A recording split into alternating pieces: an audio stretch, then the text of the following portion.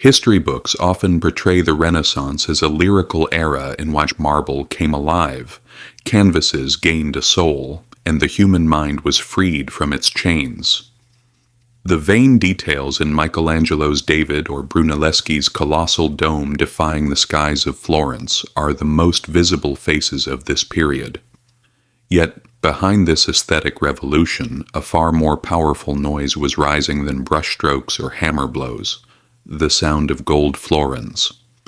The Renaissance was not merely the product of art or genius, it was the outcome of a complex economic system. And the family holding the strings of this system was a single one: the Medici. They were not only patrons of the arts, but also the first great operators of modern economics and shadow power. By turning banking into an empire, credit into a weapon, and money into a divine force, they invented a model of global oligarchy that would rule for centuries. To grasp the rise of the Medici, one must understand the darkness into which late 14th century Europe had fallen.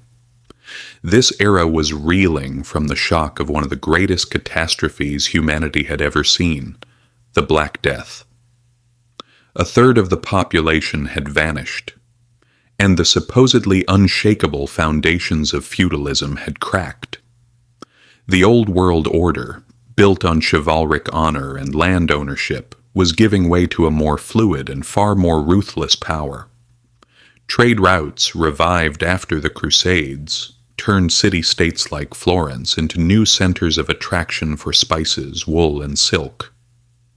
Power was no longer in the hands of lords who owned land, but of merchants who controlled capital.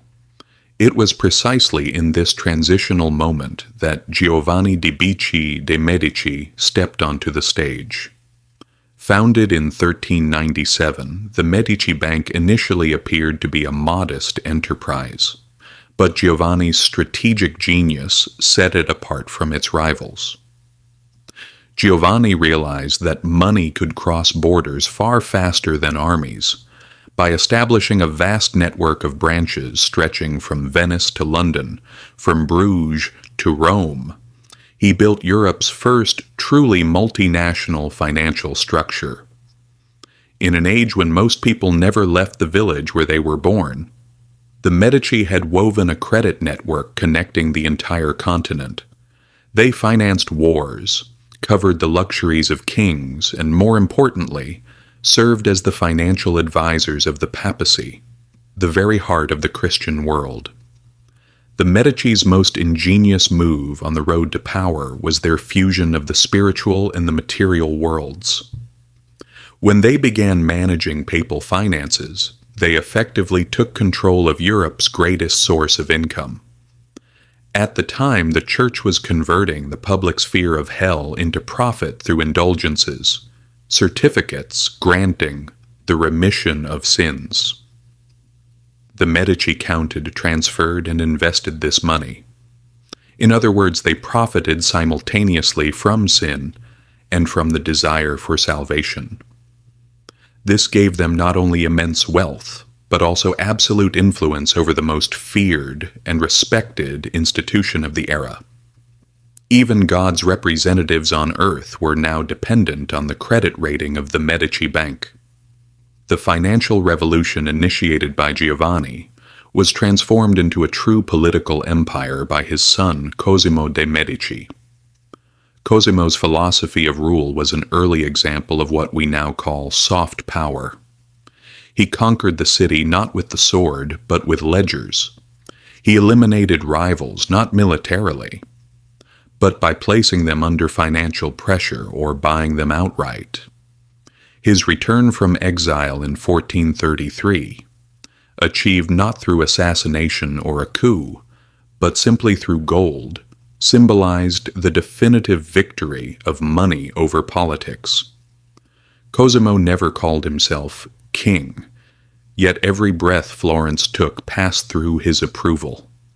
A city that appeared to be a republic had in reality become a family corporation. The Medici understood that wealth had to be not only accumulated but legitimized.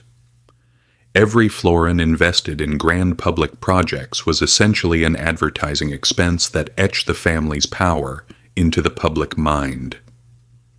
Brunelleschi's seemingly impossible dome, along with libraries, monasteries, and palaces, constantly whispered the same message to the people of Florence: "You possess this beauty only because of our generosity."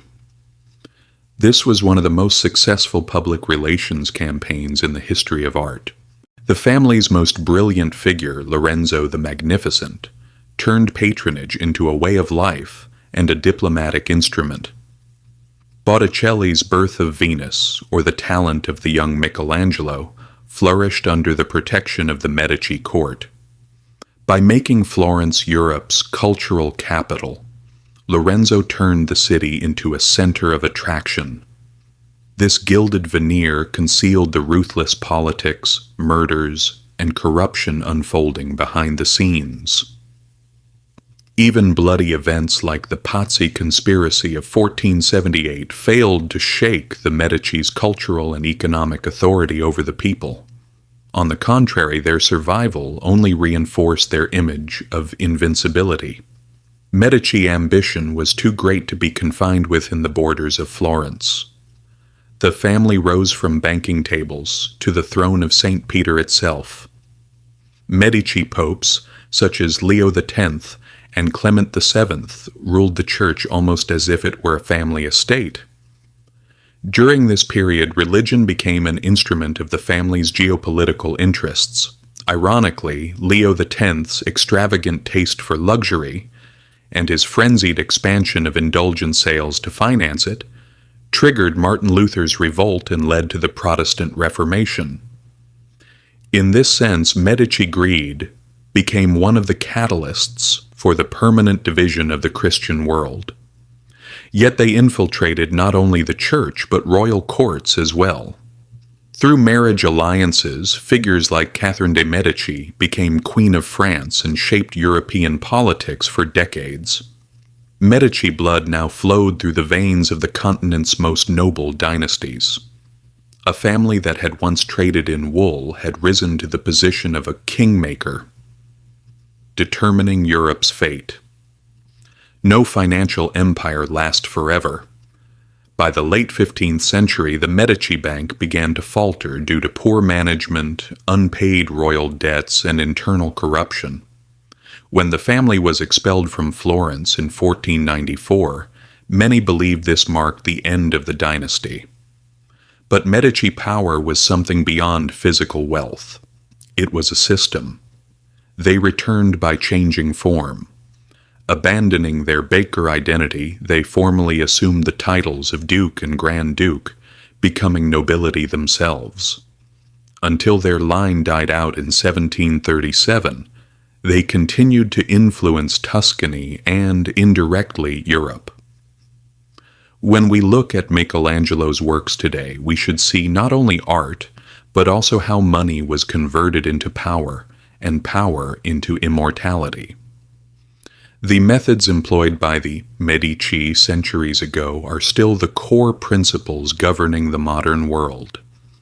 The philanthropic activities of billionaires under the guise of charity, corporations shaping politics through lobbying, or financial giants controlling governments through debt are all updated versions of the Medici playbook. The Medici gold florin was the reserve currency of its era. Today's economic system, much like the one they built, is based on centralized finance, international credit flows, and the marriage of money and politics. Modern central banks and global funds rise upon the foundations Giovanni de' Medici laid in 1397. Their story teaches us this: history is not written solely by heroes or ideas. It is written by those who pay the heroes' expenses and finance the spread of ideas. The Renaissance was not merely an age of enlightenment, but a laboratory in which capital redefined itself through aesthetics and power. Although the Medici family is gone, their most enduring legacy remains: The truth that money is not just a tool for buying things, but a force that constructs reality itself. When you look at the world today, you can still hear the invisible banker's ledgers behind every major decision and the ruling sound of money. The world is shaped not by those who speak the loudest, but by those who plan the best. Leave the spectacle to others. Keep the real power for yourself. Old money is great wealth hidden within silence.